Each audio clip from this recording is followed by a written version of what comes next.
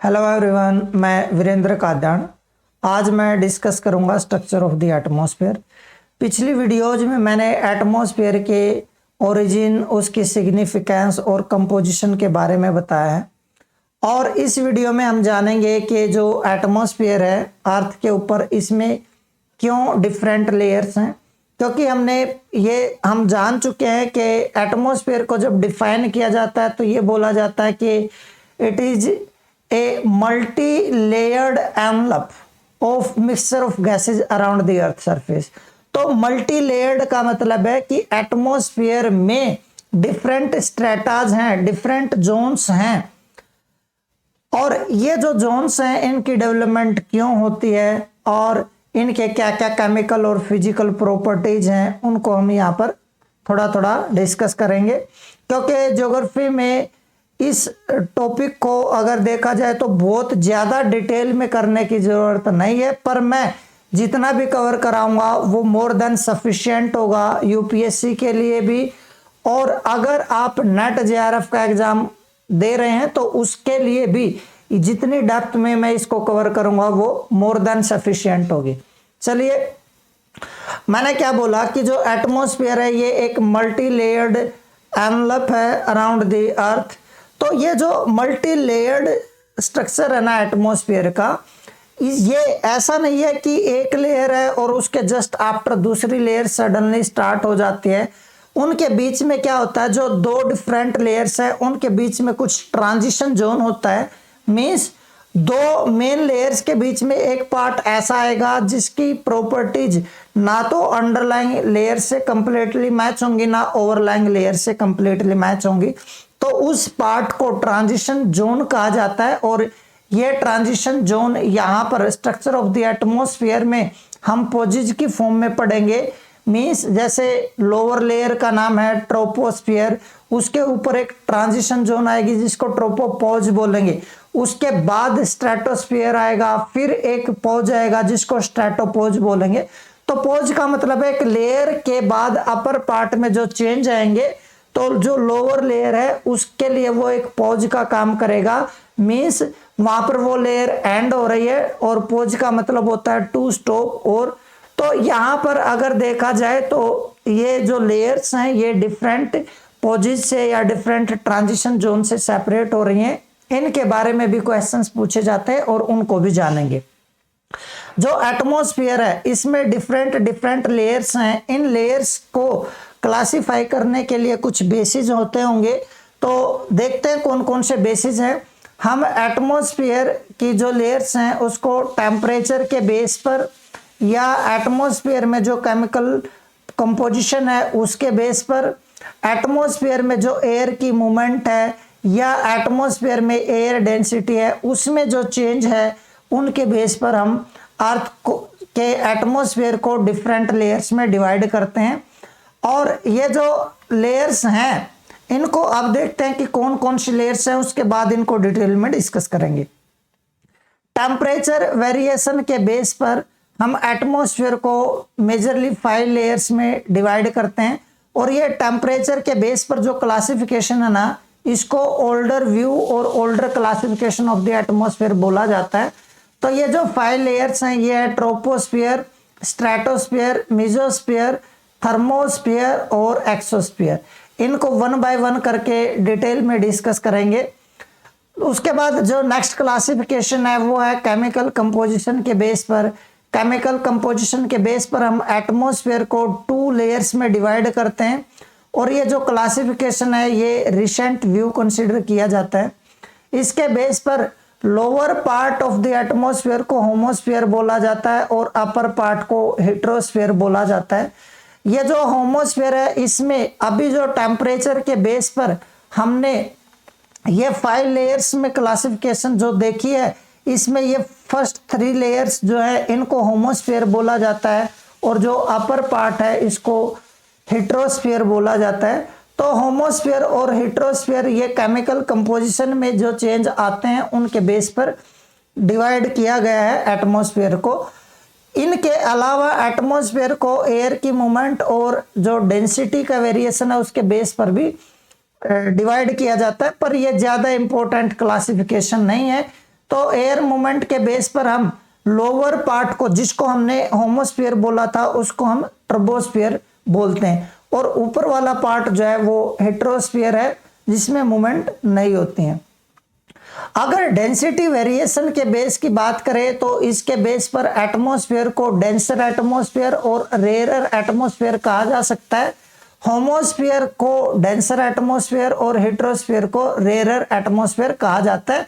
पर ये डेंसिटी के बेस पर हम होमोस्फीयर और हेट्रोस्फीयर जो टर्म्स है इनका यूज नहीं करेंगे।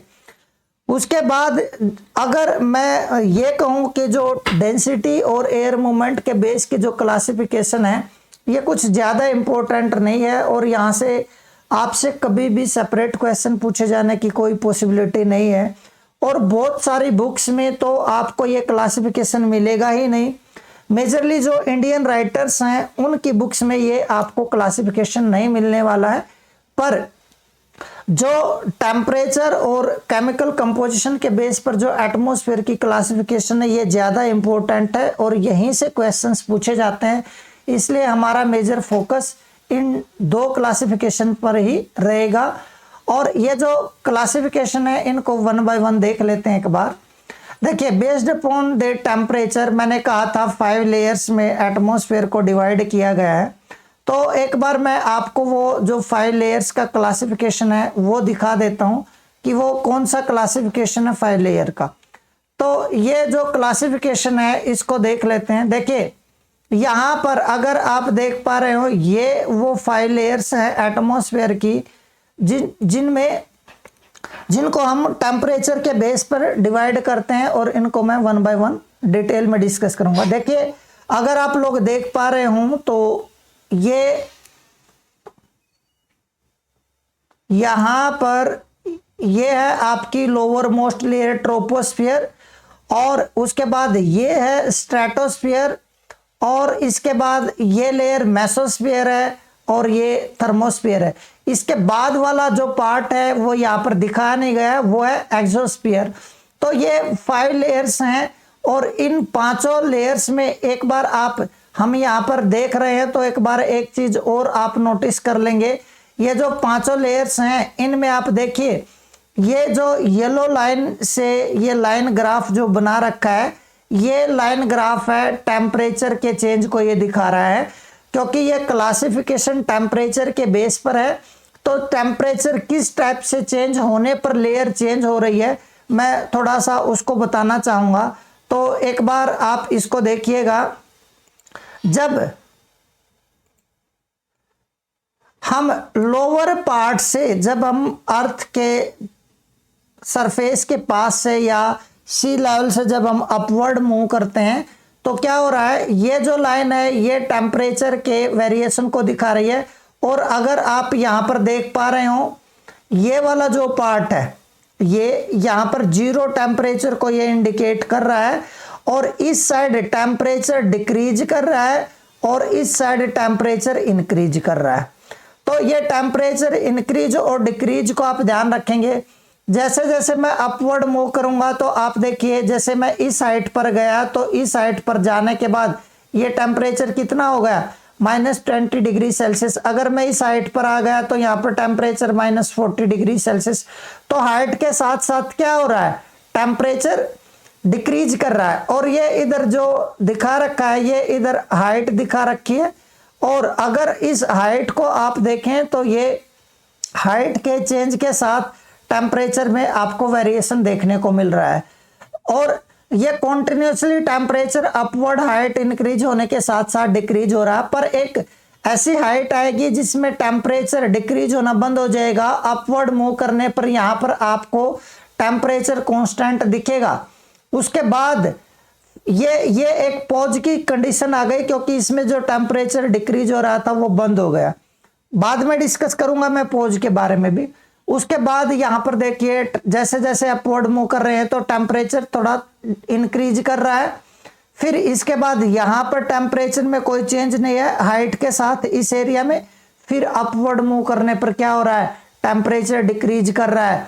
और उसके बाद फिर देखिएगा, यहाँ पर टेम्परेचर फिर कांस्टेंट हो गया, फिर इसमें कोई चेंज नहीं है। उसके बाद फिर टेम्परेचर अपवर्ड मूव करने पर इंक्रीज कर रहा है। तो टेम्परेचर एक बार डिक्रीज कर रहा है लोअर मोस्ट लेयर में, उसके बाद उससे ऊपर वाले लेयर में इंक्रीज कर रहा है, फिर डिक्रीज कर रहा है और थर्मोस्फेयर में फिर इंक्रीज कर रहा है।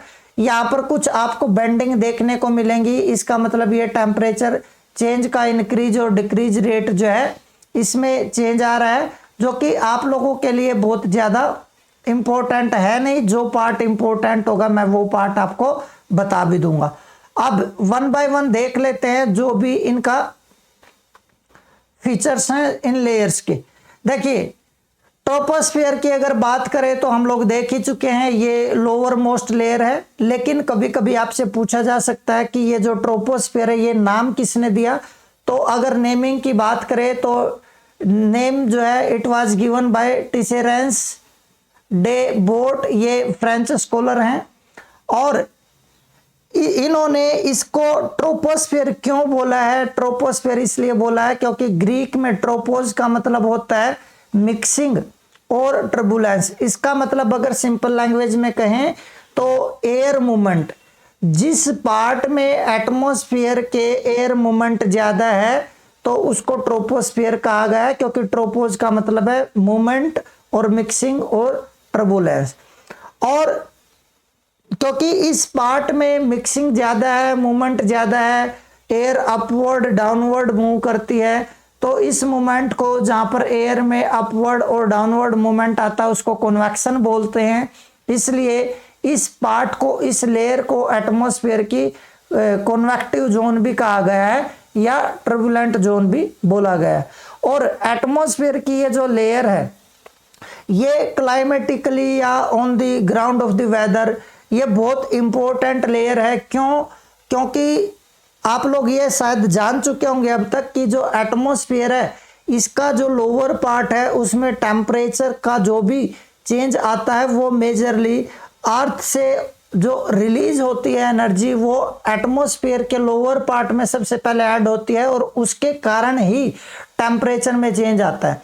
और जो अर्थ सरफेस है डे टाइम में इसकी हीटिंग फास्टर पेस पर होती है, नाइट टाइम में कूलिंग भी फास्टर पेस पर होती है। इसलिए लोअर पार्ट में एटमॉस्फेयर में टेम्परेचर में बहुत तेजी से चेंज आएगा और अर्थ सरफेस से ही वाटर इवेपोरेट होगा और एटमॉस्फेयर में ऐड होगा, जिसके कारण क्या होगा, लोअर पार्ट में ही वाटर वेपर्स में रैपिडली चेंज आएगा।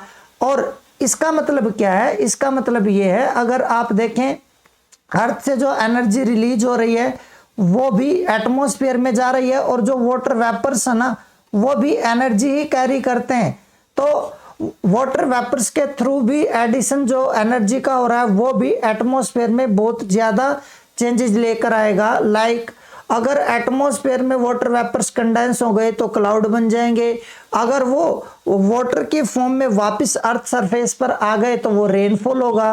टेम्परेचर बहुत कम होगा तो कुछ एरियाज में जो स्नोफॉल है वो भी हो सकता है। तो एटमॉस्फेयर की यही लेयर है जिसमें तेजी से चेंजेस आते हैं, वेदर से रिलेटेड जो चेंजेस होते हैं। इसलिए ये कहा जाता है कि जो ट्रोपोस्फेयर है climatically it is most important. क्यों? क्योंकि जो अपर लेयर्स है ना उनका हमारा जो अर्थ के सरफेस के पास का जो क्लाइमेट है, वेदर कंडीशंस हैं, अपर लेयर का बहुत कम इम्पैक्ट आता है, उनका इम्पैक्ट नहीं आता है। जनरली यही लेयर है जो हमें इम्पैक्ट करेगी या यही लेयर है जिसमें क्लाइमेटिक और वेदर रिलेटेड चेंजेस होंगे। इसलिए यही लेयर कही जाएगी कि on the ground of weather और climate it is most important layer of the atmosphere. क्योंकि जो चीज़ हमें इम्पैक्ट करेगी, जिसका हम पर इन्फ्लुएंस ज़्यादा होगा, अफेक्ट ज़्यादा होगा, वही हमारे लिए ज़्यादा सिग्निफिकेंट होगी। तो कभी कभी आपको ये स्टेटमेंट मिलेगी कि ऑल वेदर और climate related changes take place in the lower part of the atmosphere. और अगर कभी आपसे पूछ लिया जाए कि ये जो ट्रोपोस्फेयर है इसमें ही सारे वेदर रिलेटेड या क्लाइमेट रिलेटेड चेंजेस क्यों होते हैं, तो उसका जो रीजन है वो ये है क्योंकि वाटर वेपर्स मेनली इसी लेयर में है। मेजरली अपर जो लेयर्स हैं उनमें जो वाटर वेपर्स की अमाउंट है वो टोटल एटमॉस्फेयर में जो वाटर वेपर्स हैं उसके 1% से भी कम है। तो इसका मतलब क्या हुआ, इसका मतलब ये हुआ कि जो एटमॉस्फेयर में वाटर वेपर्स एनर्जी कैरी करेंगे उसके कारण ही क्लाइमेट रिलेटेड चेंजेस आएंगे। अब ये चीज यहाँ पर समझना जरूरी है कि वेदर रिलेटेड चेंजेस का मतलब क्या है। वेदर रिलेटेड चेंजेस का मतलब है कि क्लाउड्स का बनना, फॉग का बनना, स्टॉर्म्स की डेवलपमेंट, साइक्लोन्स की डेवलपमेंट और हेल स्टॉर्म्स, ये सारी चीजें जो है वेदर रिलेटेड फिनोमिना है, वेदर रिलेटेड चेंजेस है। और ये उस एरिया में मोर फ्रीक्वेंटली होंगे जहां पर वाटर वेपर्स ज्यादा होंगे। इसलिए ये कहा जाता है कि वेदर रिलेटेड चेंजेस के लिए water vapours are more responsible in comparison to other factors. और जो एटमॉस्फेयर है, हम लोग ये जानते हैं कि एटमॉस्फेयर में जैसे जैसे हम अर्थ सरफेस से ऊपर जाएंगे, जैसे ये अर्थ सरफेस को रिप्रेजेंट कर रहा है, ये higher part of the atmosphere. जैसे जैसे हम एटमॉस्फेयर में अपवर्ड मूव करेंगे तो अर्थ की ग्रेविटी के कारण या जो ऊपर जो एयर एटमॉस्फेयर है उसके प्रेशर के कारण नीचे वाला जो एटमॉस्फेयर है ना, ये डेंसर है। इसका मतलब है गैसेज मॉलिक्यूल्स जो है वो क्लोजर हैं लोअर पार्ट में एटमॉस्फेयर के। तो लोअर पार्ट में डेंसिटी ज्यादा होने के कारण जो ट्रोपोस्फियर है इसमें जो टोटल गैसेस मास है ना उसका अराउंड 75% एटमॉस्फेयर के गैसेस मास का वो ट्रोपोस्फियर में ही प्रेजेंट है। और आपको कभी कभी दे दिया जाएगा कि 3/4 of the gaseous mass of the atmosphere is present in the troposphere. तो आपको ध्यान रखना है, इस टाइप के चेंजेस आपको कभी कभी मिल जाएंगे। अब जो ट्रोपोस्फेयर है इसकी हाइट कितनी है उसके बारे में अगर बात करें तो देखिए इसकी हाइट जो है इसमें यूनिफॉर्मिटी नहीं है, इसमें वेरिएशन है। एट दी पोल्स जो ट्रोपोस्फियर है इसकी जो हाइट है वो 8 किलोमीटर है and at the equator it is 18 kilometre. इसकी एवरेज हाइट जनरली 13 किलोमीटर कुछ बुक्स में दी गई है, एनसीईआरटी में भी 13 किलोमीटर ही है। पर इसकी जो एवरेज हाइट है अगर आप अलग अलग बुक्स में देखोगे तो उसमें वेरिएशन देखने को मिलती है। तो ये आप इस टाइप से याद कर ले कि जो एवरेज हाइट है ये 13 to 15 किलोमीटर के बीच कंसिडर की गई है। और मैंने बोला था कि जो हाइट है इसकी उसमें यूनिफॉर्मिटी नहीं है, पोलर एरियाज पर कम है, इक्वेटर पर ज़्यादा है। तो ये इक्वेटर पर ज़्यादा क्यों है इसके लिए भी हमें कुछ चीज़ें जानना पड़ेगा। देखिए अगर आप बात करें एटमॉस्फेयर में इक्वेटर पर जो ट्रोपोस्फेयर की हाइट है उसके लिए, अब अगर मैं ये कहूँ कि मान लेते हैं कि ये अर्थ सरफेस है और मैं यहाँ पर इक्वेटर पर हूँ तो होगा क्या, हम लोग जानते हैं कि इक्वेटर पर अर्थ को मिलने वाली जो एनर्जी है वो ज़्यादा है, सन से ज़्यादा एनर्जी आ रही है। तो यहाँ पर क्या हो रहा है, इस एरिया में ज़्यादा सन एनर्जी आएगी तो एयर ज़्यादा गर्म होगी और वो ज़्यादा ऊपर तक जाएगी। और जब वो ज़्यादा ऊपर तक जाएगी तो मैंने क्या बोला था कि एक लेयर वो है जिसमें कुछ न कुछ जहां तक सिमिलरिटी मिलेगी वहां तक उस लेयर की एक्सपेंशन कंसीडर की जाएगी। अब अगर किसी पर्टिकुलर हाइट तक एटमॉस्फेयर में एयर की मूवमेंट हमें मिल रही है तो वहां तक उस लेयर की एक्सपेंशन को कंसीडर करेंगे। अब इक्वेटर से ये स्ट्रॉन्गर कन्वेक्शंस डेवलप होते हैं, एयर गर्म होकर ऊपर उठने को हम कन्वेक्शंस बोलते हैं। तो ये स्ट्रॉन्गर कन्वेक्शंस इक्वेटर पर डेवलप होंगे तो एयर की मूवमेंट ज़्यादा हाइट तक देखने को मिलेगी। पर अगर मैं बात करूं पोलर एरियाज की, मान लेते हैं ये पोलर एरियाज हैं, हम लोग जानते हैं यहाँ पर टेम्परेचर बहुत कम है, नेगेटिव में होता है, तो यहाँ पर एयर बहुत ज़्यादा ठंडी होगी और वो डेंसर होगी और वो ऊपर उसकी उठने की टेंडेंसी नहीं होगी। इसलिए क्या होगा, अगर मैं पोल से इक्वेटर की तरफ देखूं तो यहाँ पर ये इस टाइप से एटमॉस्फेयर मिलेगा जिसमें क्या होगा, इस टाइप की मूवमेंट मिलेंगी कि एयर ऊपर भी उठ रही है नीचे भी आ रही है, एयर ऊपर भी उठ रही है नीचे भी आ रही है। तो ये जो मूवमेंट है ना, ये इस टाइप की मूवमेंट्स हमें देखने को मिलेंगी नीचे वाली लेयर में और इसलिए आप कह सकते हो कि due to development of the convections और due to stronger insulation over the equator height of the troposphere over the equator is more. अब ये हाइट भी आपको ध्यान रखनी है कि कितनी कितनी है। दूसरी चीज है, यहां पर केवल हाइट ही नहीं है, और भी फैक्टर्स हैं, जैसे जो अर्थ है ये रोटेट करती है, हम सब लोग जानते हैं अपने एक्सिस पर ये घूम रही है। इस रोटेशन में अगर आप देखें, सपोज कीजिए कि ये अर्थ का वो पार्ट है जो इक्वेटोरियल पार्ट है, और यहां पर अर्थ का वो पार्ट है जो पोलर एरियाज है। तो अगर मैं अर्थ को रोटेट होते हुए देखूंगा तो यहां पर इक्वेटर पर कोई भी पॉइंट तेजी से मूव कर रहा होगा, और ऊपर वाले पार्ट पर उसकी मूवमेंट स्लो होगी। क्यों? क्योंकि 24 आवर्स में यहां पर एक रोटेशन कंप्लीट करना है, और जहां पर जो लैटिट्यूड्स हायर लैटिट्यूड्स है वहां पर भी 24 आवर्स में एक रोटेशन कंप्लीट करना है। तो इक्वेटर पर मूवमेंट जो है ज्यादा फास्टर है in comparison to higher latitude. इसलिए इक्वेटर पर क्या होगा, जो एयर है ना उसको अर्थ का रोटेशन ऊपर की तरफ फेंकेगा, इसलिए यहां पर एयर का ऊपर उठना ज्यादा हाइट तक पॉसिबल हो जाएगा। तो हम कह सकते हैं कि जो सेंट्रीफ्यूगल फोर्स है वो इक्वेटर के आसपास ज्यादा हाई होता है, इसलिए जो इक्वेटर है इसके ऊपर ट्रोपोस्फियर की हाइट ज्यादा होगी। नेक्स्ट पॉइंट ये हो सकता है कि इक्वेटर पर जो ग्रेविटी है उसकी वैल्यू कम होती है, और जो पोलर एरियाज है वहां पर ग्रेविटी ज्यादा होती है। ऐसा क्यों है? देखिए, आप लोग जानते हैं कि जो अर्थ है ना वो पोलर एरियाज पर ज्यादा चपटी है, और जो इक्वेटर है उसके एरियाज पर वो ज्यादा बाहर निकली हुई है। और इसको अगर मैं यहां पर छोटा सा एक अर्थ को रिप्रेजेंट करके दिखाऊं तो ये कुछ इस टाइप से देखने को मिलेगी कि पोलर एरियाज पर ये ज्यादा चपटी है, ये पोलर एरियाज हैं ये, और ये अगर सेंटर है तो यहां से जो सरफेस की हाइट है वो कम है, और यहां से अगर सरफेस की डिस्टेंस देखें तो वो ज्यादा है।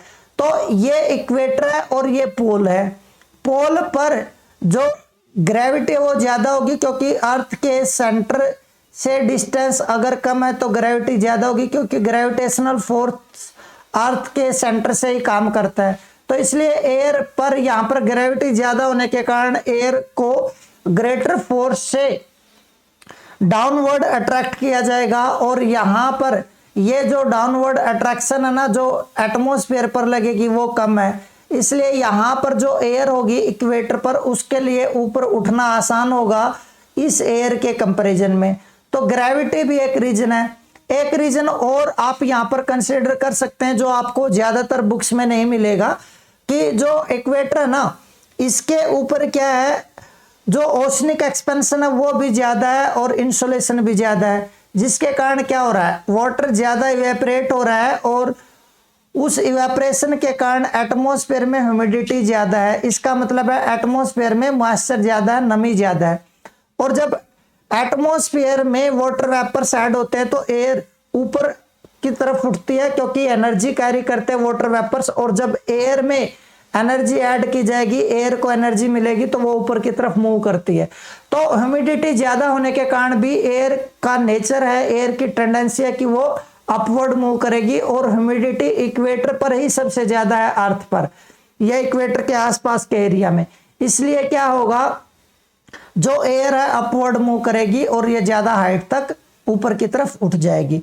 तो ये इक्वेटर पर जो ट्रोपोस्फियर है उसकी हाइट ज्यादा होने के रीजन है।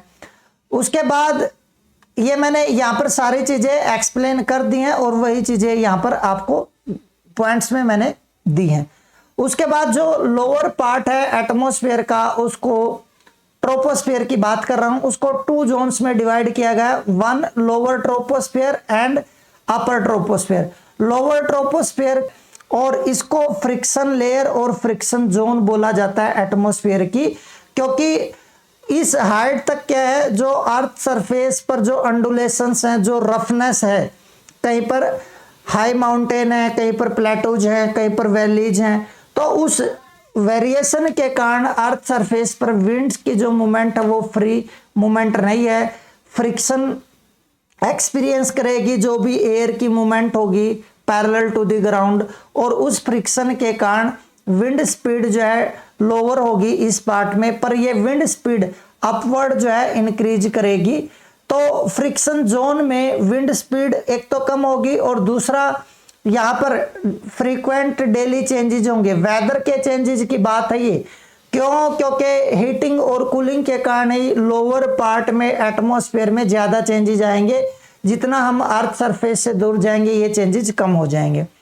तीसरा जो पॉइंट है वो ये कि इस जोन में, लोअर जोन में, ट्रोपोस्फियर का जो लोअर पार्ट है इसमें टेम्परेचर इन्वर्जन भी फ्रीक्वेंट होगा in comparison to higher part. क्योंकि टेम्परेचर इन्वर्जन, अगर आप मेरी टेम्परेचर इन्वर्जन की वीडियो देखेंगे तो वहां पर आपको समझ में आएगा कि जब कोल्डर नाइट्स होती हैं तो अर्थ सरफेस के पास टेम्परेचर इन्वर्जन बहुत फ्रीक्वेंट होता है, या आइस कवर्ड जो भी एरियाज है वहां पर लोअर लेयर एटमॉस्फेयर की बहुत कूल होती है, इसलिए टेम्परेचर इन्वर्जन होता है।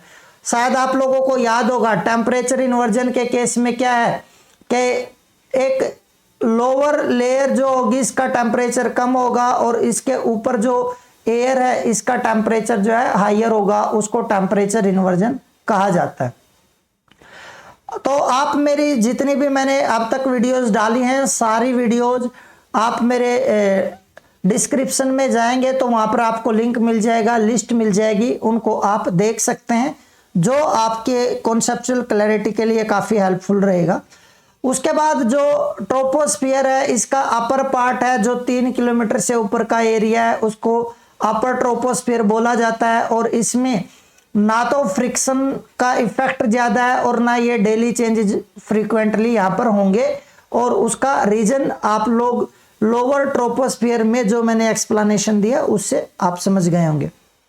जो ट्रोपोस्फियर है इसमें टेम्परेचर की अगर बात करें तो जो हमने शुरुआत में जो ग्राफ देखा था डिफरेंट लेयर्स में, उसमें आपने देखा था कि टेम्परेचर कॉन्टिन्यूसली डिक्रीज कर रहा है, टेम्परेचर डिक्रीज कॉन्टिन्यूसली कर रहा है, और ये टेम्परेचर का डिक्रीज रेट है 1 डिग्री सेल्सियस का डिक्रीज आ जाएगा टेम्परेचर में 165 मीटर की हाइट या डिस्टेंस कवर करने के बाद, और ये जो है 6.5 डिग्री सेल्सियस पर किलोमीटर का टेम्परेचर का लैप्स होता है, जिसको normal lapse rate of temperature कहा जाता है। लैप्स का मतलब होता है डिक्रीज। तो लैप्स ऑफ टेम्परेचर क्यों है इस लेयर में, तो अगर इसकी बात करते हैं तो ये आपको पता भी होगा कि जितना हम अर्थ सरफेस से दूर जाएंगे तो सरफेस का जो इम्पैक्ट है वो कम होगा, क्योंकि lower part of the atmosphere में टेम्परेचर मेजरली किसके कारण डिसाइड होता है, जो अर्थ से एनर्जी रिलीज होती है। तो source of temperature lower atmosphere के लिए क्या होगा, अर्थ सरफेस, और जितना हम अर्थ सरफेस से दूर जाएंगे उसका इम्पैक्ट कम होगा, इसलिए जो लैप्स ऑफ टेम्परेचर है वो हाइट के साथ साथ उसमें चेंज भी आएगा। और ये जो टेम्परेचर का लैप्स है ये एयर का नेचर जो है उस पर भी डिपेंड करेगा। अगर एयर ड्राई होगी तो ड्राई एयर की कूलिंग और हीटिंग फास्टर होती है, तो यहाँ पर अगर टेम्परेचर लैप्स की बात करें तो ये लैप्स तेजी से होगा, इसलिए ये अराउंड 10 डिग्री सेल्सियस पर किलोमीटर तक टेम्परेचर लैप्स हो सकता है। और मॉइस्ट एयर की बात करें तो ये मॉइस्ट एयर में हीटिंग और कूलिंग बहुत स्लो होगी, और उसका रीजन आप लोग जानेंगे जब आप मेरी वीडियो देखेंगे heating and cooling of the atmosphere. मैं कोई भी पॉइंट बिना एक्सप्लेनेशन के नहीं छोड़ता हूं। अगर कोई पॉइंट यहाँ पर डिटेल में एक्सप्लेन नहीं कर रहा हूं तो इसका मतलब है वो पिछली वीडियोज में डिटेल में एक्सप्लेन हो चुका है, तो आप पिछली वीडियोज देखते रहें। जो भी टॉपिक आप मेरे जो लिस्ट है उससे उठाएं और 1 बाय 1 आप देखते रहें। तो मॉइस्ट एयर का जो लैप्स ऑफ टेम्परेचर है वो 5 डिग्री सेल्सियस है, ड्राई एयर से कम होगा। ये एडियाबैटिक लैप्स ऑफ टेम्परेचर भी यही है, ठीक है, मतलब एयर की जो हीटिंग और कूलिंग है उसकी एक्सपेंशन और कॉन्ट्रैक्शन के कारण उसमें जो टेम्परेचर चेंज आ रहा है मैं उसकी बात कर रहा हूं। चलिए इसके बाद ये जो लैप्स ऑफ टेम्परेचर है ये क्यों हो रहा है। एक तो रीजन मैंने बताया कि एल्टीट्यूड है, कि अर्थ से जब हम अपवर्ड मूव करते हैं तो टेम्परेचर में डिक्रीज आएगा। दूसरा है air density, density of air या एयर प्रेशर भी इसको आप बोल सकते हो, या decrease in density of water vapours particulate matter. कुल मिलाकर एटमॉस्फेरिक डेंसिटी का डिक्रीज है ये। जब एटमॉस्फेयर में एयर मॉलिक्यूल्स, वाटर वेपर्स या पार्टिकुलेट मैटर इनकी डेंसिटी डिक्रीज करेगी तो क्या होगा, जिस पार्ट में डेंसिटी ज्यादा होगी इन सब की, वहां पर एनर्जी एब्जॉर्प्शन ज्यादा होगा। एनर्जी एब्जॉर्प्शन ज्यादा होगा तो उस एरिया का टेम्परेचर हाइयर होगा, और हाइयर टेम्परेचर लॉन्गर टाइम तक बना भी रहेगा। पर जिस एरिया में डेंसिटी कम हो जाएगी वहां पर क्या होगा, एनर्जी बहुत तेजी से स्पेस में रिलीज होगी या सराउंडिंग में रिलीज होगी, जिसके कारण टेम्परेचर का डिक्रीज फास्टर होगा। क्योंकि कम नंबर ऑफ द मॉलिक्यूल्स अगर होंगे तो उनके पास एनर्जी भी कम होगी, और वो अगर एटमॉस्फेयर में स्प्रेड हो रही है तो जल्दी ही उस पार्ट की एटमॉस्फेयर की जहां पर डेंसिटी कम है कूलिंग हो जाएगी। तो अपवर्ड मूव करने पर टेम्परेचर में जो डिक्रीज आ रहा है वो एल्टीट्यूड के कारण, और एयर की जो डेंसिटी है उसमें कमी, या वाटर वेपर्स में जो कमी है, या पार्टिकुलेट मैटर में जो कमी है उसके कारण हो रहा है।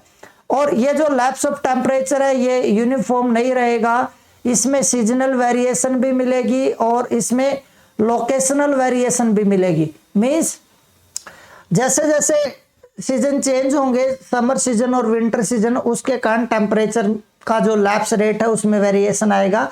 या ज्योग्राफिकल पोजीशन और लोकेशन की अगर बात करें तो लोअर लैटिट्यूड पर कुछ और होगा, हायर लैटिट्यूड पर कुछ और होगा। ठीक है, तो ये टाइम टू टाइम भी और स्पेशली भी, means temporal and special variation आपको मिलेगा लैप्स ऑफ टेम्परेचर में।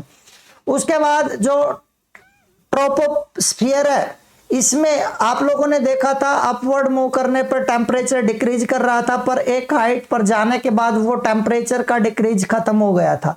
तो वो अपर पार्ट है ट्रोपोस्फियर का। उस अपर पार्ट को ट्रोपोस्फियर के ट्रोपोपॉज बोला जाता है। एक्चुअली ये वो पार्ट है जिसमें जो ट्रोपोस्फियर की जो एयर मूवमेंट है या ट्रोपोस्फियर का जो टेम्परेचर वेरिएशन है वो देखने को नहीं मिलेगा। ये डिफरेंटली बिहेव करेगा ये वाला पार्ट एटमॉस्फेयर का, इसलिए इसको ट्रोपोपोज बोला जाता है। क्यों? क्योंकि जो ट्रोपोज हैं, जो कन्वेक्शंस है, जो मूवमेंट थी एयर की, ट्रोपो का मतलब air movement, convections, mixing of the air, वो पॉज हो जाती है। इसका मतलब वो बंद हो जाती है, स्टॉप हो जाती है। तो इसलिए उस लेयर को ट्रोपोपोज बोलते हैं जहां पर ट्रोपोस्फियर का एंड हो जाता है। और ये जो टर्म है tropopause, firstly it was used by Napier Shaw, ये एक ब्रिटिशर्स हैं। आपसे पूछा जा सकता है कि ट्रोपोपोज का यूज किसने सबसे पहले किया था। जो ट्रोपोपोज है, मैंने आपको पहले भी बोला था कि ये जो पोजेज होते हैं ये ट्रांजिशन जोन है। और अगर आपको ध्यान हो, मैंने बोला था कि जो, अगर मैं आपको उस फिगर को एक बार फिर दोबारा दिखाऊं तो शायद आपको पता चल जाएगा मैं क्या बोल रहा हूं। मैं ये कह रहा हूं कि जो ट्रोपोपोज है उसमें आपने कुछ ये चीज देखी होगी, जैसे ये यहां पर देखिए, ये टेम्परेचर का डिक्रीज था, फिर ये डिक्रीज बंद हो गया। तो अगर मैं यहां पर आपको थोड़ा सा ड्रॉ करके बताऊं तो ट्रोपोपोज ये है पूरा, ये जहां तक टेम्परेचर एक जैसा है, ये ट्रोपोस्फियर और स्ट्रेटोस्फियर जो ऊपर वाली लेयर है, इनके बीच की ये एक ट्रांजिशन जोन है। यहां पर नीचे से जो कन्वेक्शनल मूवमेंट थी वो यहां बंद हो गई। इसके बाद फिर देखिए, फिर आप देख रहे हो कि यहां पर इस पार्ट में टेम्परेचर का ये जो डिक्रीज था ये बंद हुआ, और इस एरिया में फिर टेम्परेचर एक जैसा हो गया। तो ये स्ट्रेटोपोज हो गया, क्योंकि स्ट्रेटो का जो कॉन्टिन्यूटी थी वो ब्रेक हो गई, वो एंड हो गई। फिर उसके बाद ये मेसोस्फियर है। फिर यहाँ पर इस एरिया में देखिए, ये जो मेसोस्फियर में जो टेम्परेचर डिक्रीज का ट्रेंड था, ये जो यहाँ पर एक सिमिलरिटी देखने को मिल रही थी वो टूट गई, इसलिए फिर ये मेसोपोज आ गया। ठीक है, तो यहाँ पर इस टाइप से आपको डिफरेंट पोजेज देखने को मिलेंगे। और ये जो पोजेज हैं आपको ध्यान रखने हैं, इनके रिगार्डिंग भी आपको कभी कभी स्टेटमेंट मिल सकती है। तो आइए नेक्स्ट देखते हैं क्या है। तो ट्रोपोपॉज टर्म का यूज किसने किया था, ध्यान रखेंगे, नेपियर शाह इसके लिए जाने जाते हैं। और जो ट्रोपोपॉज है ये ट्रोपोस्फियर और स्ट्रेटोस्फियर, ट्रोपोस्फियर आएगा ये ट्रोपोस्फियर और स्ट्रेटोस्फियर के बीच की एक ट्रांजिशन जोन है। और अब आपने एक चीज नोटिस की हो तो जो अपवर्ड मूव करने पर ट्रोपोस्फियर में जो टेम्परेचर डिक्रीज हो रहा था सडनली वो क्या हो गया, वो डिक्रीज बंद हो गया। तो अब आप देखेंगे तो यहां पर जो टेम्परेचर डिक्रीज हो रहा था वो बंद हो गया। इसका मतलब क्या, इसका मतलब ये कि इसमें जो टेम्परेचर ग्रेडियंट था उसका रिवर्सल हो गया, हल्का सा टेम्परेचर में हल्का सा डिक्रीज आता है।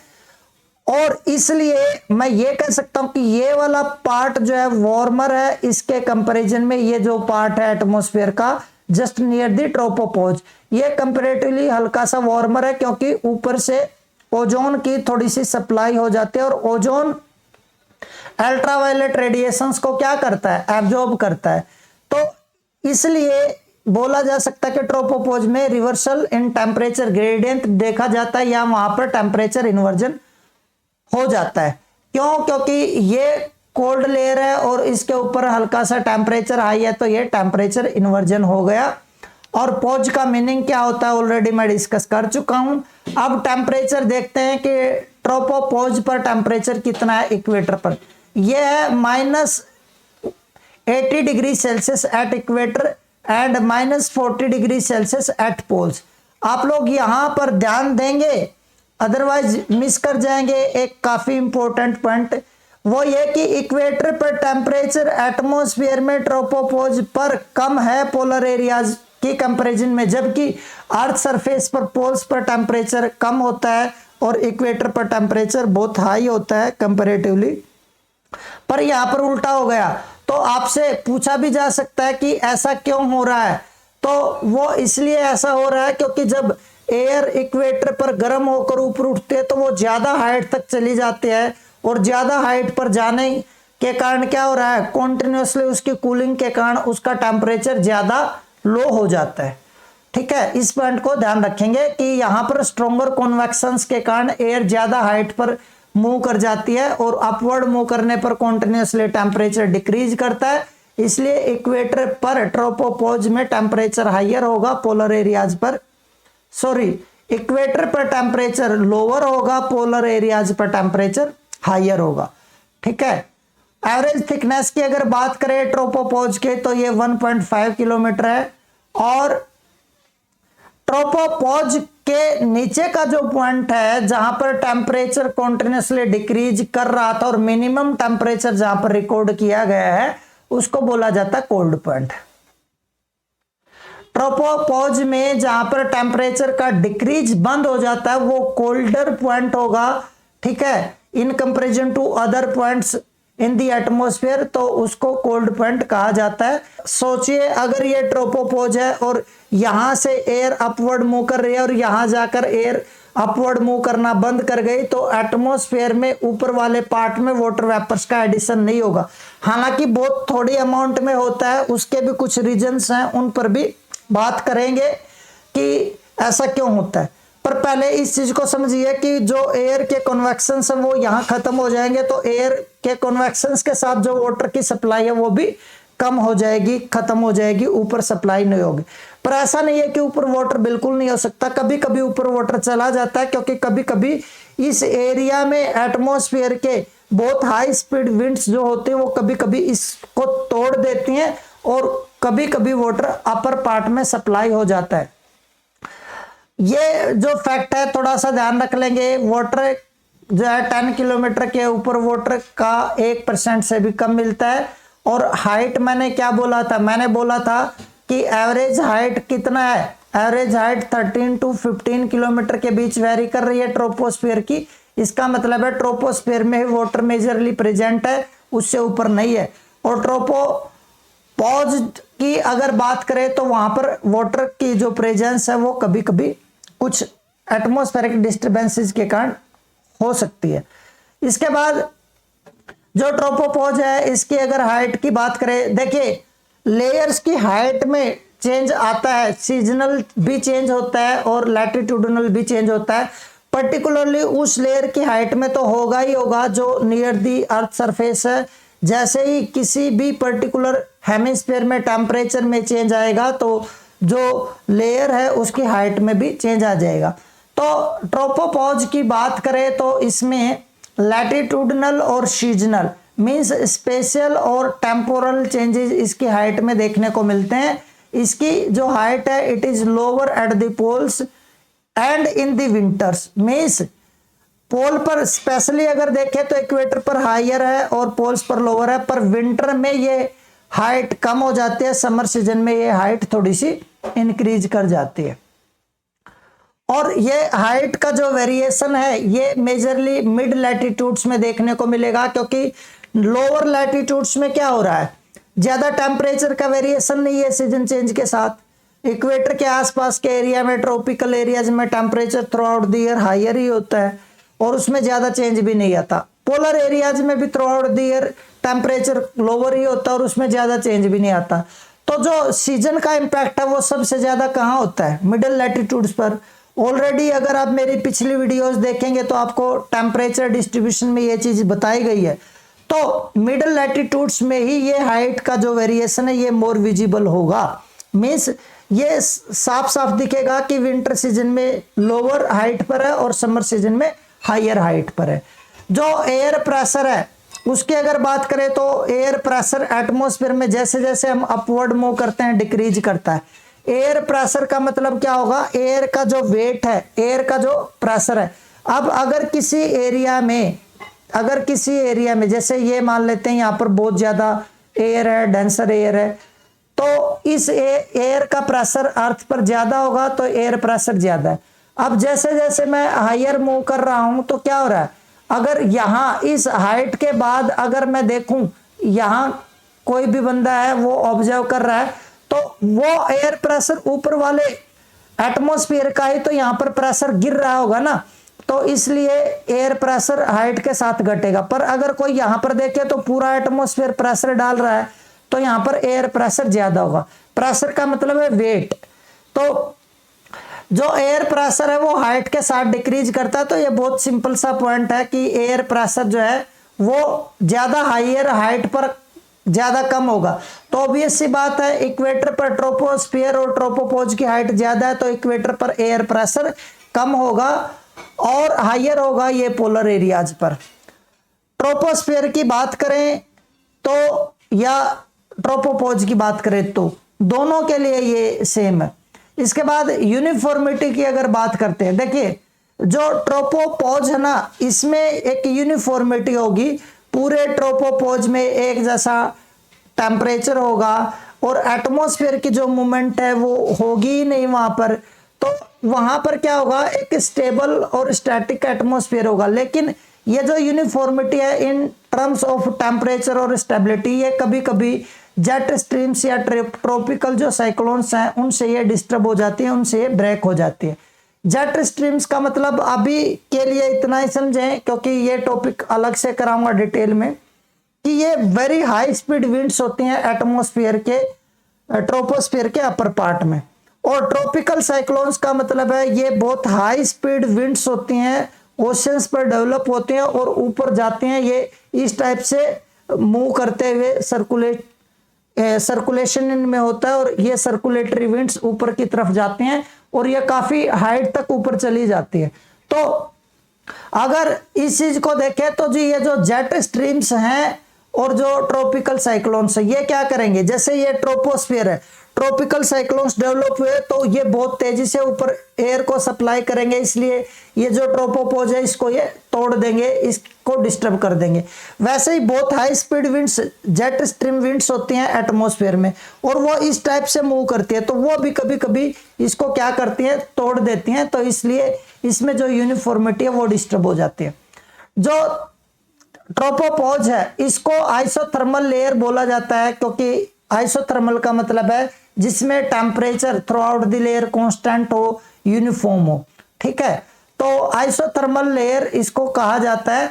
और यहाँ पर जो आइसोथर्म्स हैं they are generally vertical not horizontal, क्योंकि अगर मैं यहाँ पर देखिए मान लेते हैं ये इस हाइट से लेकर इस हाइट तक ये पूरा का पूरा एक ट्रोपोपॉज है, तो क्या होगा 30 डिग्री सेल्सियस का टेम्परेचर -30 डिग्री सेल्सियस का टेम्परेचर अगर यहाँ है तो वो यहाँ भी है, यहाँ भी है, यहाँ भी है, हर जगह। अगर यहाँ -30 है तो यहाँ पर भी है, यहाँ पर भी है, यहाँ पर भी। इसका मतलब क्या हुआ, ये एक लाइन अगर मैं ड्रॉ करूंगा तो ये वर्टिकल लाइन ही आएगी, हॉरिजॉन्टल नहीं आएगी, ठीक है। इसलिए आइसोथर्मल लाइंस जो है ये वर्टिकल लाइंस है। उसके बाद जो स्ट्रेटोस्फीयर है इसकी बात करें, ये एक सेकंड लेयर है, फर्स्ट लेयर खत्म हुई, सेकंड लेयर स्ट्रेटोस्फीयर। स्ट्रेटो का मतलब क्या होता है, स्ट्रेटा का मतलब होता है ए लेयर या ए पार्ट ऑफ एनीथिंग, और पर्टिकुलरली एटमॉस्फेयर की बात कर रहा हूं तो a part of atmosphere which has uniformity in terms of any particular characteristic.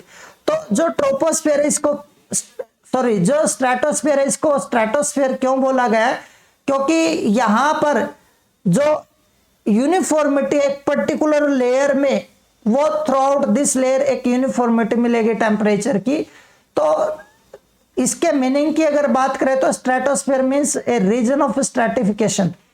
और लेयर, किसी भी पार्ट को हम लेयर तब बोलेंगे जब उसमें उसकी केमिकल और फिजिकल जो प्रॉपर्टी है उसमें यूनिफॉर्मिटी हो, तो उस कंप्लीट एरिया को हम एक लेयर बोल सकते हैं।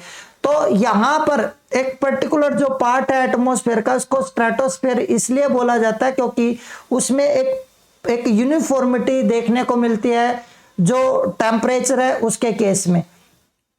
और ये जो स्ट्रेटोस्फीयर है इसकी डिस्कवरी की बात करें तो firstly it was discovered by Teisserenc de Bort. जो ट्रोपोस्फीयर है उसी से रिलेटेड जो स्कॉलर थे वही स्कॉलर जो है स्ट्रेटोस्फीयर से रिलेटेड भी हैं।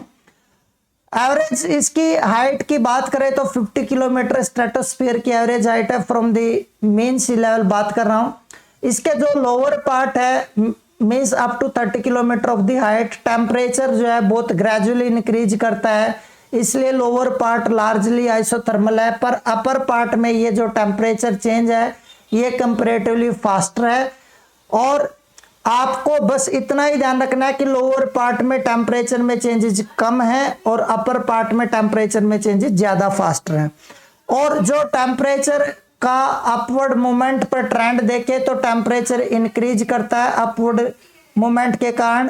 ये जो टेम्परेचर का इंक्रीज है ये इसलिए होगा क्योंकि जो स्ट्रेटोस्फीयर है इसमें ओजोन लेयर का ओवर डोमिनेंस है और ये लेयर क्या करता है, ये लेयर अल्ट्रावायलेट रेडिएशंस को एब्जॉर्ब करता है जिसके कारण टेम्परेचर में इंक्रीज होता है।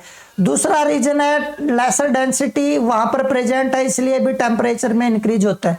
जहां पर लेसर डेंसिटी होगी ना उस एरिया में क्या होगा, उस एरिया में कम अमाउंट की भी एनर्जी होगी तो वो उस लेयर के टेम्परेचर को इंक्रीज करेगा। तो यहाँ पर एटमॉस्फेयर की डेंसिटी लेसर है तो एनर्जी एब्जॉर्प्शन होने के कारण क्या होगा, फास्टर मूवमेंट होगी मॉलिक्यूल्स में, और वो अगर कोलिजन होगा उनका तो वो एनर्जी भी जनरेट करेंगे, ज्यादा एनर्जी जनरेट करेंगे क्योंकि उनकी मूवमेंट ज्यादा फास्ट हो जाती है। तो यहाँ पर आपको ध्यान ये देना है कि अल्ट्रावायलेट रेडिएशंस के एब्जॉर्प्शन के कारण इस लेयर में टेम्परेचर इंक्रीज होता है और यहाँ पर ओजोन की ओवर डोमिनेंस है। और ये जो लेयर है इसमें वाटर की प्रेजेंस नहीं है इसलिए यहाँ पर वेदर फिनोमिना भी नियरली एब्सेंट होते हैं, या आप ये कहें कि ड्राई एयर है इसलिए वेदर फिनोमिनाज यहाँ पर नहीं होते। और क्योंकि वेदर फिनोमिना नहीं है, वाटर नहीं है, तो यहाँ पर एटमॉस्फेरिक जो मूवमेंट है वो भी कम होगी, फीबल एयर इस एरिया में होगी। वाटर नहीं है तो क्लाउड्स की फॉर्मेशन बहुत रेयर होगी और कभी कभी लोअर पार्ट में क्लाउड्स की फॉर्मेशन होती है और वो हायर क्लाउड्स होते हैं। हायर क्लाउड्स को सीरस क्लाउड्स बोला जाता है। क्लाउड्स को जब मैं डिस्कस करूंगा तब आपको डिटेल में बताऊंगा। इसको मदर ऑफ पर्ल क्लाउड्स भी कहा जाता है या नैक्रियस क्लाउड्स भी इनको बोला जाता है। उसके बाद ओजोन जो लेयर है इसकी डेप्थ की अगर बात करें तो 10 to 50 किलोमीटर की डेप्थ में ओजोन लेयर मिलेगी। इसकी मैक्सिमम कंसंट्रेशन जो है 15 to 35 किलोमीटर की जोन में मिलती है। पर ये जो है ज्यादा यहाँ पर मैक्सिमम जो है 22 किलोमीटर की हाइट पर होगा। ये एरोप्लेन्स यहाँ पर फ्लाई करते हैं, क्यों? क्योंकि स्ट्रेटोस्फेयर में क्लाउड्स नहीं बनते हैं, एटमॉस्फेरिक ट्रांसपेरेंसी ज्यादा है इसलिए। वेदर बैलून्स एटमॉस्फेरिक ऑब्जर्वेशंस के लिए यहाँ पर छोड़े जाते हैं। तो आपसे पूछ लिया जाएगा कहाँ पर वेदर बैलून्स किस लेयर में छोड़े जाते हैं या एरोप्लेन्स किस लेयर में उड़ाए जाते हैं। पूछ लेगा क्यों उड़ाए जाते हैं स्ट्रेटोस्फेयर में, क्योंकि यहाँ पर क्लाउड्स की प्रेजेंस नहीं है, वाटर वेपर्स की प्रेजेंस नहीं है, इसलिए एटमॉस्फेरिक ट्रांसपेरेंसी ज्यादा होती है। जो स्ट्रेटोस्फेयर है इसके अपर पार्ट में जो ओजोन की कंसंट्रेशन ज्यादा होने के कारण इसको ओजोनोस्फीयर बोला जाता है। और ओजोन अल्ट्रावायलेट रेडिएशंस को एब्जॉर्ब करती है, इसलिए आप ये कह सकते हो कि वहां पर एक केमिकल रिएक्शन होती है जिसके कारण ओजोन की फॉर्मेशन डिफॉर्मेशन होती रहती है, इसलिए इसको केमोस्फीयर भी बोला जा सकता है। और अल्ट्रावायलेट रेडिएशंस का एब्जॉर्प्शन ज्यादा कब होगा? डे टाइम में जब सन प्रेजेंट होगा, इसलिए उसी टाइम पर इसकी थिकनेस इंक्रीज करती है। और मैंने क्या बोला था कि जहां पर भी जो एब्जॉर्प्शन होगी सन एनर्जी की जिस पार्ट में भी, उसमें सीजनल टेम्परेचर वेरिएशन भी होता है और जो थिकनेस है उसमें भी वेरिएशन आपको मिल सकता है। तो सीजनल टेम्परेचर वेरिएशन होता है स्ट्रेटोस्फेयर में, क्योंकि समर सीजन में अल्ट्रावायलेट रेडिएशंस ज्यादा होंगी तो टेम्परेचर हाइयर होगा, विंटर सीजन में लोअर होंगी तो टेम्परेचर लोअर होगा। अपर पार्ट में स्ट्रेटोस्फेयर के टेम्परेचर -15 डिग्री सेल्सियस के आसपास रिकॉर्ड किया जाता है, जो मुझे नहीं लगता ज्यादा इंपॉर्टेंट है, आप छोड़ भी सकते हो। और जो एयर प्रेशर है ये जस्ट केवल और केवल आपको ध्यान रखना है कि 1 MB का एयर प्रेशर जो है 50 किलोमीटर की हाइट पर रिकॉर्ड किया जाता है। इसका मतलब है जो स्ट्रेटोस्फेयर है इसके अपर पार्ट पर जो एयर प्रेशर है वो 1 MB हो जाता है। बाकी के लिए आपको एयर प्रेशर कितना कहाँ होता है उसको ध्यान रखने की जरूरत नहीं है। और 50 किलोमीटर के बाद फिर एक ट्रांजिशन जोन आएगी, उसको स्ट्रेटोपोज बोला जाता है। और पोज में टेम्परेचर जो है मोर और लेस कांस्टेंट होता है।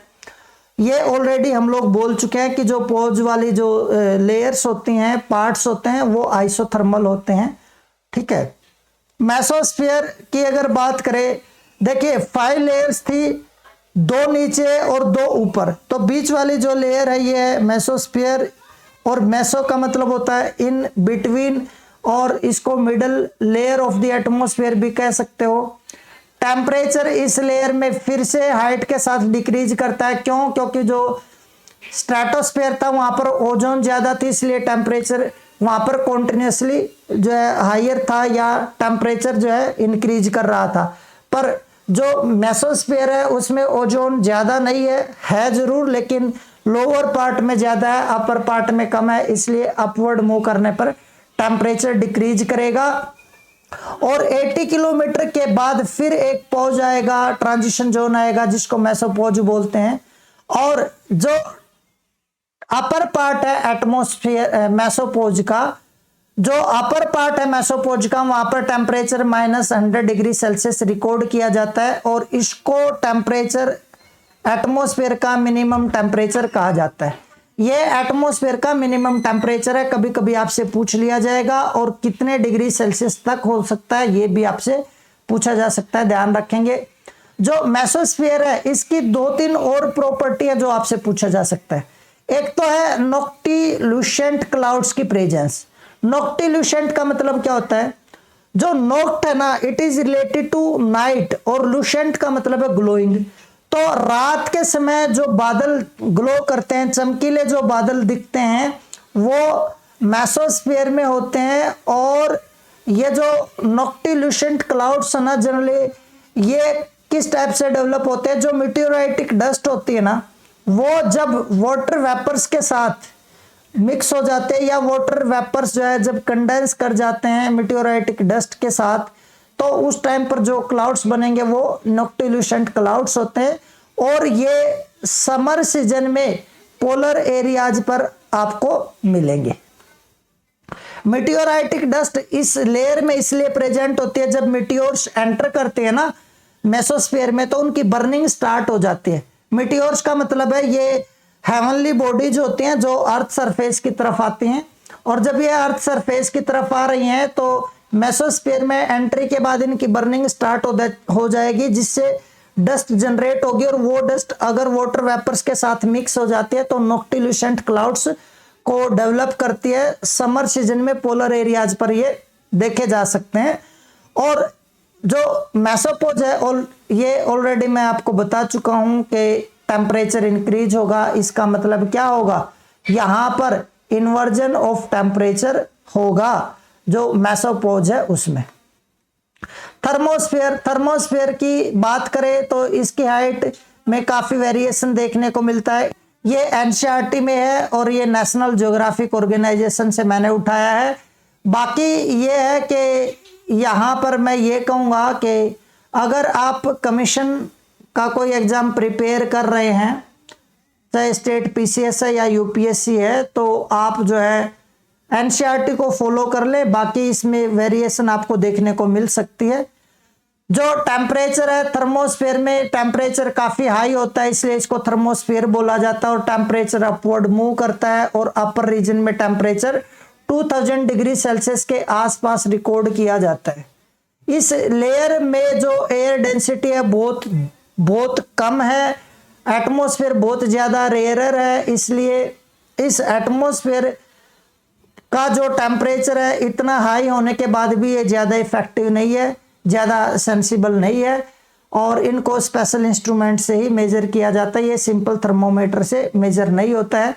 और इस लेयर के बारे में काफ़ी ज़्यादा इंफॉर्मेशन हमारे पास नहीं है, पर इसका टेम्परेचर जो हाई है वो इसलिए है क्योंकि इस लेयर में गैसेस जो है वो आयंस की फॉर्म में मिलती हैं, इलेक्ट्रिकली चार्ज पार्टिकल्स हैं, और ये सन से आने वाले जो एनर्जी फोटोन्स हैं, हाई एनर्जी रेडिएशंस है, उनको एब्जॉर्ब करते हैं, और उनके कारण आयंस की फॉर्मेशन होती है। और वो जो आयंस है ना, उनके पास हाई एनर्जी फोटोन्स के एब्जॉर्प्शन के कारण ज़्यादा टेम्परेचर हो जाता है, इसलिए आप कहेंगे कि थर्मोस्फीयर में टेम्परेचर काफ़ी हाई होता है। और आयंस की फॉर्मेशन जो हो रही है वो क्या है, वो आयनाइजेशन है। और ये आयनाइजेशन किससे हो रहा है, सोलर एनर्जी से, सोलर लाइट से, इसलिए इस प्रोसेस को फोटो आयनाइजेशन बोलते हैं। जो सोलर एनर्जी है, जब वो गैसेस मॉलिक्यूल्स पर आकर स्ट्राइक करते हैं और उसके कारण जो आयंस डेवलप होते हैं, उस प्रोसेस को फोटो आयनाइजेशन बोलते हैं। और जो आयनाइजेशन है, इसके होने के रीजन मैंने बता दिए कि एनर्जी जो सोलर एनर्जी है उसके एब्जॉर्प्शन से। और कभी कभी आपको थोड़ा सा टेक्निकली इस टाइप से मिल जाएगा कि एक्स रेज और अल्ट्रावायलेट रेज के एब्जॉर्प्शन के कारण आयनाइजेशन होता है, बिल्कुल सही है। या हायर एनर्जी रेडिएशंस के एब्जॉर्प्शन के कारण आयनाइजेशन होता है, बिल्कुल सही है। या हाई एनर्जी फोटोन्स के एब्जॉर्प्शन के कारण आयनाइजेशन होता है, ये भी सही है, ठीक है। और लो एयर प्रेशर, वहां पर जो थर्मोस्फीयर का पार्ट है वहां पर लो एयर प्रेशर है, जो कि क्या करता है, आयनाइजेशन के प्रोसेस को प्रमोट करता है, इंड्यूस करता है। अगर ये एयर प्रेशर हाई होता तो आयनाइजेशन इतना फास्टर नहीं होता। तो होगा क्या, जिस एरिया में एयर प्रेशर लो होता है वहां पर आयनाइजेशन ज्यादा होता है। क्योंकि हालांकि थोड़ा ये टेक्निकल है, मैं इसको यहाँ पर अवॉइड करना चाह रहा हूं, पर फिर भी थोड़ा सा आपको कुछ याद रह जाए उसके लिए, जब एनर्जी एब्जॉर्ब होगी, जो गैसेस मॉलिक्यूल्स हैं या एटम्स हैं, वो जब सोलर एनर्जी एब्जॉर्ब करेंगे तो जो मूवमेंट होगी ना इलेक्ट्रॉन्स की, वो बहुत फास्टर होगी। क्योंकि एटम जब एनर्जी गेन करते हैं तो इलेक्ट्रॉन बहुत फास्टली मूव करते हैं, और वो अपना ऑर्बिट चेंज करते हैं, और बाद में वो जो एटम है उसके अट्रैक्शन फोर्स से बाहर चले जाते हैं, जिसके कारण आयंस डेवलप होते हैं। तो ये जो लो एयर प्रेशर कहीं पर भी होगा ना, तो वहां पर क्या होगा, ये एनर्जी एब्जॉर्प्शन के कारण क्या होगा, बहुत फास्ट रेट पर जो एटम्स है ना, वहां से इलेक्ट्रॉन्स बहुत फास्ट रेट पर रिलीज होते हैं, इसलिए जो आयनाइजेशन है वो फास्टर होगा जहां पर लो एयर प्रेशर होगा। जो आयनाइजेशन है, इसके कारण इस बेल्ट में, थर्मोस्फीयर में आयंस की कंसंट्रेशन काफी आई है, इसलिए थर्मोस्फीयर को आयनोस्फीयर भी बोला जा सकता है। आयनोस्फीयर की प्रेजेंस का पता रेडियो वेव्स की हेल्प से या आप ये कह सकते हो कि जो आयनोस्फीयर है इस ये प्रेजेंट है, इसका आइडिया हमें रेडियो वेव्स की रिफ्लेक्शन और एब्जॉर्प्शन की स्टडी करने से हुआ है। और आयनोस्फीयर वैसे कोई नहीं पूछेगा आयनोस्फीयर की डेप्थ, ठीक है, पर नेट एग्जाम वाले थोड़ा सा ध्यान देंगे। 60 to 300 किलोमीटर के आसपास है। मुझे नहीं लगता यूपीएससी के एग्जाम में इसकी डेप्थ पूछी जाएगी। और क्योंकि जो आयनाइजेशन है किसके कारण हो रहा है, एक्सरेज और अल्ट्रावायलेट रेडिएशंस के कारण। यहाँ पर गामा रेज का भी एब्जॉर्प्शन होता है, ठीक है, मींस सोलर एनर्जी के एब्जॉर्प्शन के कारण। तो डे टाइम में ये आयनोस्फीयर जो है ये ज्यादा वाइडर होगा, ज्यादा डेंसर होगा, ठीक है। और जो आयनोस्फीयर है इसमें थ्रू आउट इट्स एक्सपेंशन जो डेंसिटी है ना आयंस की, वो एक जैसी नहीं है, अलग अलग है। और उसके कारण क्या है, आयनोस्फीयर को अलग अलग लेयर्स में डिवाइड किया गया। हालांकि ये जो लेयर्स हैं इनके डिवीजन का जो बेस है वो डेंसिटी नहीं है, इनके डिवीजन का बेस है रेडियो वेव्स का एब्जॉर्प्शन और रिफ्लेक्शन। तो थोड़ा सा डेंसिटी जो ये लेयर्स हैं इनको देख लेते हैं। जो लोअर मोस्ट लेयर है ये डी लोअर मोस्ट है, उसके ऊपर ई, फिर एफ और फिर जी। तो जो लोअर मोस्ट लेयर है डी, इसकी हाइट 80 किलोमीटर टू 99 किलोमीटर के अराउंड मानी जाती है। और ये low frequency radio waves, low frequency radio waves का मतलब है long radio waves, long radio waves को रिफ्लेक्ट कर सकती है। इसका मतलब है अगर ये डी लेयर है, अर्थ से रेडियो वेव्स रिलीज हुई, उसके बाद ये रिफ्लेक्ट होकर वापस ग्राउंड पर आएंगी, इनके कारण कम्युनिकेशन पॉसिबल होता है। आयनोस्फीयर में जितनी भी लेयर्स है ये कम्युनिकेशन के लिए जो है हेल्पफुल होती हैं। तो आपको ध्यान रखना है ये हाई फ्रीक्वेंसी रेडियो वेव्स को एब्जॉर्ब करती हैं, मीडियम और हाई फ्रीक्वेंसी रेडियो वेव्स को, केवल लो फ्रीक्वेंसी रेडियो वेव्स को रिफ्लेक्ट करती हैं। और इनकी फॉर्मेशन, क्योंकि जो आयंस है इनकी फॉर्मेशन सोलर एनर्जी की एब्जॉर्प्शन से होती है, इसलिए अपर पार्ट में क्या हो रहा है, आयंस की जनरेशन हो रही है, आयनाइजेशन हो रहा है, और लोअर पार्ट में वो सप्लाई हो रहा है। तो लोअर पार्ट में नाइट टाइम में ये लेयर नहीं रहेगी, क्यों, क्योंकि सनसेट के कारण जो आयनोस्फीयर है ये श्रिंक कर जाएगा, ऊपर वाली लेयर ही बचेगी, नीचे वाली खत्म हो जाएंगी, ठीक है। इसका मतलब है सनसेट के बाद डी लेयर डिसअपीयर हो जाएगी। ई लेयर, इसको केनली हेविसाइड लेयर भी बोला जाता है, जिन्होंने इसकी स्टडी की है उसके बेस पर है। और ये रिफ्लेक्ट करती हैं मीडियम और हाई फ्रीक्वेंसी रेडियो वेव्स को, मींस मीडियम और शॉर्ट जो वेव्स होती हैं रेडियो वेव्स, उनको ये रिफ्लेक्ट करती हैं। और इनकी जो डेवलपमेंट है, अल्ट्रावायलेट रेडिएशंस जब नाइट्रोजन से इंटरेक्ट करेंगी तो उसके कारण ई लेयर की डेवलपमेंट होगी, क्योंकि अल्ट्रावायलेट रेडिएशंस का रोल है यहाँ पर। और जब सनसेट हो जाएंगी तो ये रेडिएशंस नहीं होंगी, इसलिए सनसेट के साथ ये लेयर भी डिसअपीयर हो जाएगी। स्पोरेडिक ई लेयर ये स्पेशल केस में डेवलप होती है, ये 110 किलोमीटर की हाइट पर डेवलप होती है। जब एटमॉस्फेयर में मिटियोर्स एंटर करते हैं ना, तो उस टाइम पर वो मिटियोर्स क्या करती हैं, हाई वेलोसिटी विंड्स जनरेट करती हैं, जिसके कारण जो है स्पोरेडिक ई लेयर डेवलप होती है। और ये वेरी शॉर्ट रेडियो वेव्स को फॉर लॉन्गर डिस्टेंस तक रिफ्लेक्ट कर सकती हैं। तो ये स्पेशल केस में ही डेवलप होती हैं, ठीक है। तो ये ध्यान रखेंगे कि कब ये डेवलप हो सकती हैं। E2 लेयर 150 किलोमीटर की हाइट पर, और ये अल्ट्रावायलेट रेडिएशंस और ऑक्सीजन की इंट्रैक्शन से डेवलप होती हैं। तो सनसेट के बाद ये रेडिएशंस नहीं होंगी, तो E2 लेयर भी सनसेट के बाद खत्म हो जाएगी। एफ लेयर 150 किलोमीटर से 380 किलोमीटर के एरियाज में एफ लेयर मिलेगी।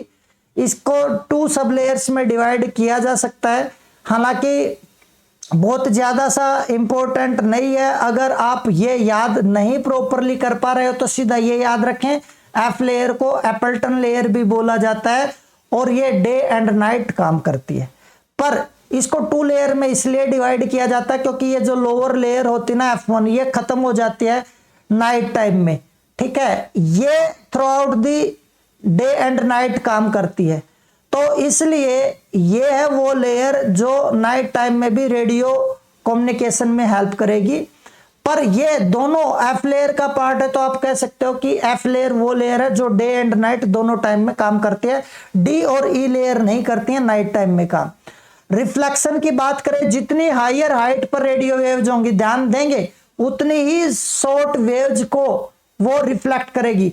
लोअर हाइट वाली जो लेयर होंगी ना, वो लॉन्ग वेव्स को ही रिफ्लेक्ट करा पाएंगी। तो ये मीडियम एंड शॉर्ट वेव्स जो होंगी रेडियो वेव्स, उनको रिफ्लेक्ट करते हैं। इसलिए ये for the greater distance communication के लिए ये जो है रिस्पॉन्सिबल होंगी, या आप ये कह सकते हो कि ग्रेटर डिस्टेंस कम्युनिकेशन के लिए ये वेव्स हेल्पफुल होंगी। इन वेव्स की जो फॉर्मेशन है, क्योंकि ये कहीं ना कहीं आयनाइजेशन से रिलेटेड है, आयनोस्फीयर की डेवलपमेंट, तो इसमें डेली और सीजनल वेरिएशन होना एक नेचुरल है। जब सोलर एनर्जी ज़्यादा होगी तो जो आयनाइजेशन है वो ज़्यादा होगा, जब कम होगी तो आयनाइजेशन कम होगा। मैंने इंसोलेशन के टॉपिक में आपको बताया भी था, जिस टाइम पर ज़्यादा सन स्पॉट्स होते हैं उस टाइम पर इंसोलेशन ज़्यादा होगा और उसी टाइम पर आयनाइजेशन ज़्यादा होगा, तो आयंस की प्रोडक्शन ज़्यादा होगी।